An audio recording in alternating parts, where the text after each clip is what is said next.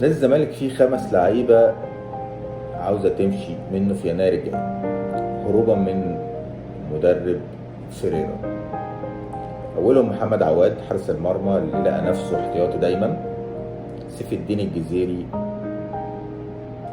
واللي قرر انه يقدم شكوى في نادي الزمالك قدام الفيفا.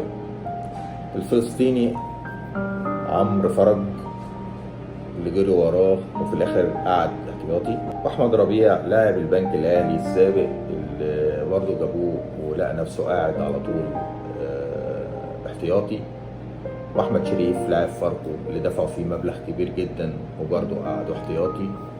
المفاجأة بقى ان ناصر منسي في يناير عايز يمشي. وهتقولي لا كلامك ده مش صح، بيني وبينك شهر يناير الجاي وهتلاقي ناصر منسي اتعمل له حوار وهيطلب انه يمشي.